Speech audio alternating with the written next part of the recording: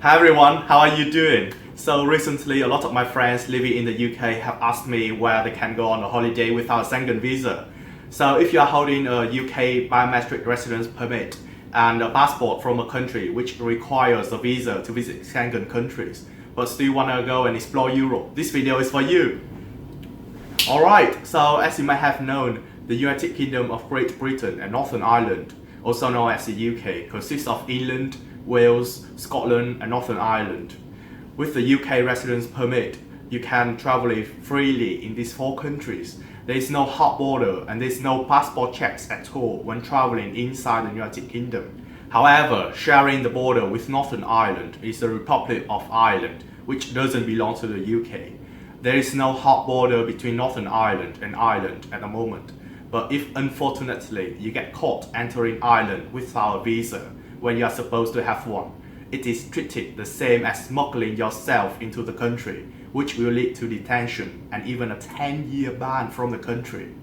So if you are visiting Northern Ireland and planning to head down to Ireland, better to check online if a visa is required for your nationality. So back to our topic, which countries, territories and special regions accept the UK PRP?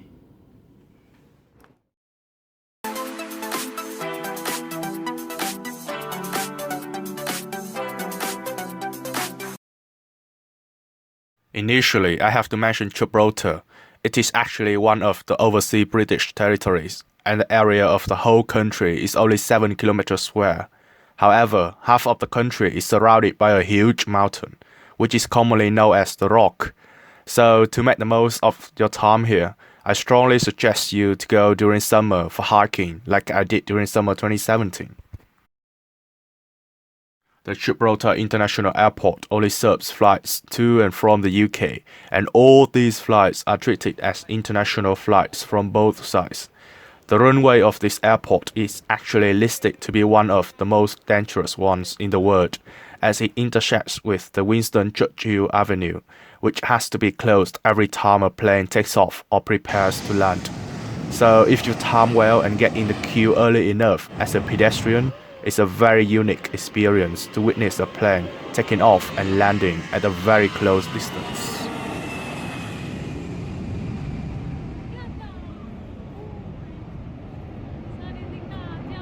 Hiking is actually the best thing to do in Gibraltar.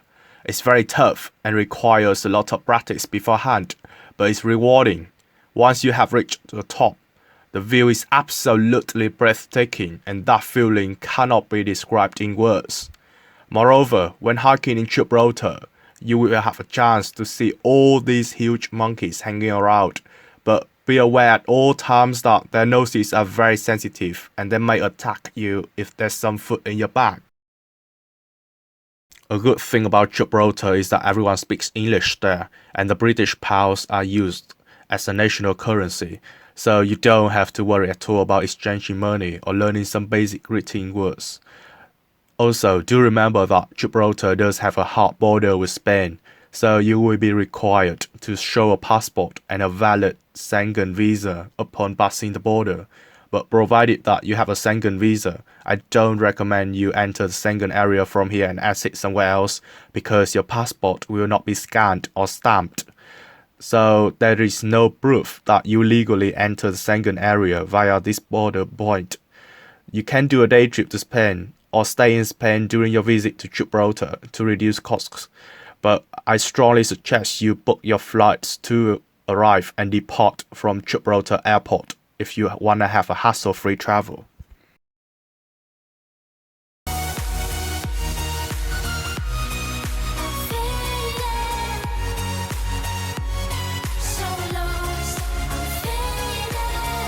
Jersey, Guernsey and Isle of Man are part of the British Isles. They don't belong to the United Kingdom, but flights and ferries to Isle of Man, Guernsey and Jersey are treated as domestic ones as well. They use their own currencies, but British pounds are generally accepted and can be exchanged at par as well, so you don't need to worry about exchanging money before going there. However, like in Gibraltar, their currencies are not legally tendered in the UK, so before heading back home, you may want to either spend them, exchange in one of the banks, or simply just keep them as souvenirs.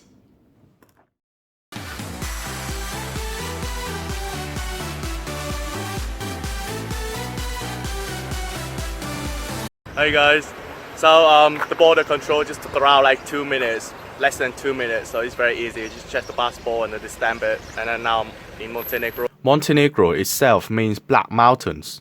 There are many budget airlines flying from London to Kotor, Budva, the most famous tourist destination in Montenegro.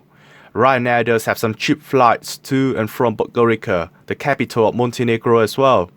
From here, you can take a €2 train down to Bar, a coastal city in the southwest of the country, and enjoy the beautiful coast as well as fresh seafood here. There's actually not much to do in the capital city except from the famous bridges, mosques, and some historical places. So despite being the biggest city of the country, it's not really a tourist destination. And if you have a chance to visit Bar, which is around 40 miles from the capital, don't forget to visit the port, whose view is stunning. Welcome to Montenegro. If you have a driving license and are thinking of renting a car to explore the whole country, it is absolutely a great idea. However, you have to bear in mind that as Montenegro is not in the EU, driving a rental car to nearby countries will create a lot of hassles. The two main problems are that it is costly, usually €40 for a green pass insurance, and also endless waiting hours at the borders, which can be up to 4 hours waiting in the queue.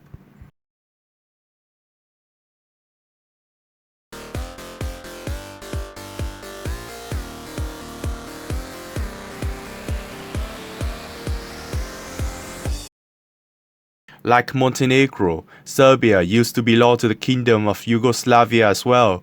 A tricky part about Serbia is that at the moment, there's no budget airlines operating from the UK to Serbia. So the flight tickets may be up to £300 for a return ticket with Air Serbia. So if you are tight on budget, maybe try to enter and exit the country via Montenegro or Albania instead. Belgrade, the capital city, is actually very modern and astonishing. The central area is actually very crowded at night with lots of restaurants and shops opening until late. Even a supermarket called Maxi opens 24/7. This really reminds me of Leicester Square in London during Saturday nights. So do get yourself out of your room and wander around the town at night to enjoy this amazing atmosphere. Moving out of the capital, you will see a big difference. Life is not that busy like in Belgrade anymore, and the air is fresher, which will eventually make you feel very peaceful. Oh, and an important thing to mention is that in Serbia, there are a lot of majestic fortresses, especially in Belgrade and Nice, so do check them out when you pass by here.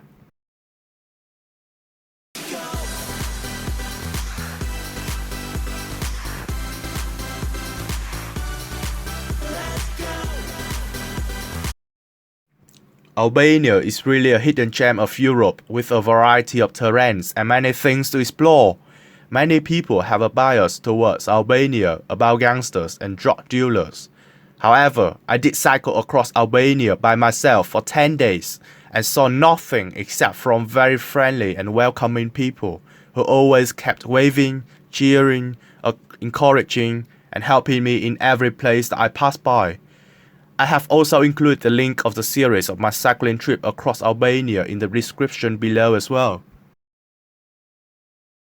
Tirana, the capital city, is actually very modern and make up for more than 3% of the whole country's population.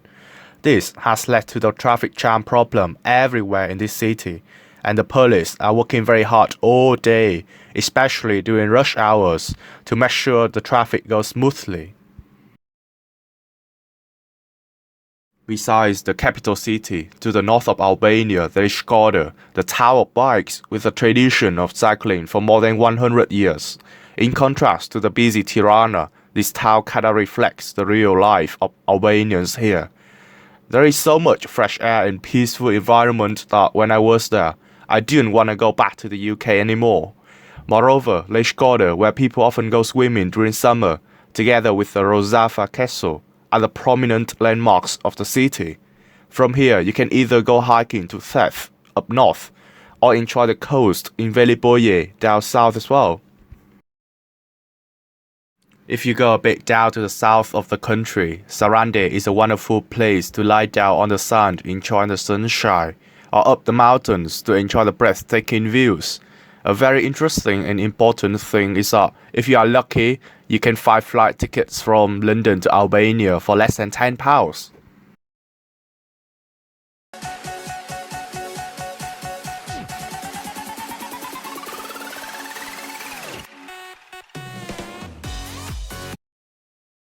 Moving further a bit across the Black Sea, with a 5-hour direct flight from London Luton to Kutaisi, you can explore a different world in Georgia. When mentioning about Georgia, many people think of a state in the US, but it's actually a big country with borders with Russia, Turkey, Armenia, and Azerbaijan. My first impression about Georgia is the language. It's just so unique that when you see it the first time, you will never be able to guess it right. From Kutaisi Airport, you can take a direct 4-hour bus straight to Tbilisi, the capital city of Georgia. It is actually a very modern city with a lot of traffic and even an underground system. During your stay, I'd strongly recommend you to visit all the cathedrals, especially the amazing Saint Trinity Cathedral, and also do climb up the hills to enjoy the incredible view of the city. From the top, you can take a cable car down to the center, and I can guarantee you that the ride will be a lifetime experience that you'll never forget. From Tbilisi, you can take a bus from Didube station to Musgeta, which is the old capital of Georgia. It takes around half an hour, and the price is only 3 pence for a single ticket. Musgeta is a small town, but the view from up there is absolutely magnificent, and you can enjoy different types of local food there, which are undoubtedly awesome. Georgia has a wide variety of local products and cuisines, so make sure you try them out as much as you can during your time there.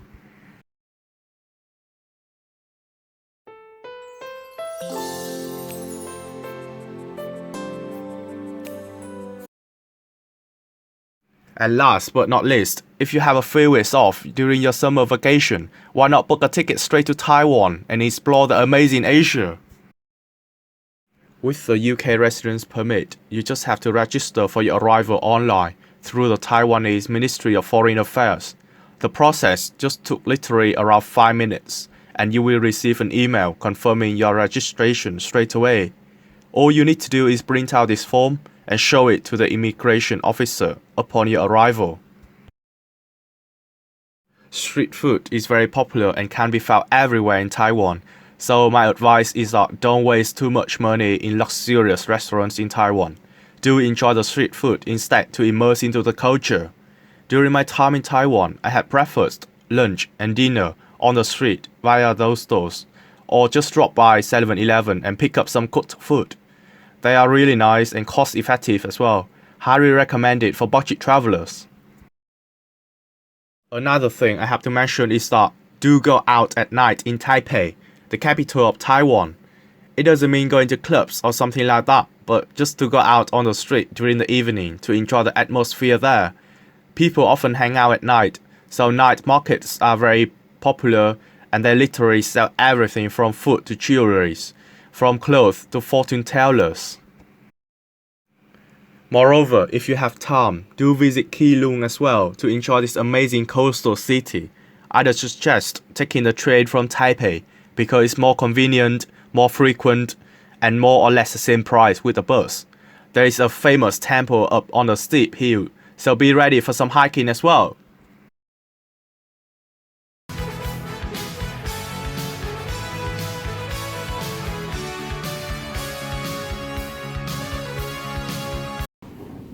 Finally, if you are a bit tight on budget and time to go abroad, I have a good news for you. There is actually a micronation called Austen Asia, located in the Rive, south of London. The empire of Austen Asia has the area of more than 5 million square feet, with a total population of 83 people. You can get there easily by bus from central London or via National Rail, with the nearest train station which is Carshalton. Austen Asia is actually an empire and was founded by a local family in September 2008. So it has been more than 10 years now.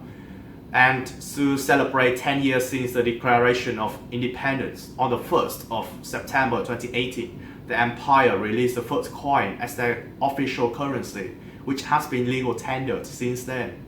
So if you would like to visit this amazing empire, which is only an hour away from central London, please do remember to contact them in advance via this email to arrange a date and time first. Just don't turn up randomly on the day. So this video is made for informative purposes and all the information is correct as of November 2018. The rules may change at the time of travel in the future. So I'd strongly suggest you double check on the Ministry of Foreign Affairs website of each country in case some new changes have been made. So I hope you found the video useful. If you have any questions, please comment down below and I'll try to get back to you as soon as possible. Otherwise, have a good holiday and I'll see you all in the next videos. Oh, and don't forget to hit the like and subscribe button down below as well. Thanks.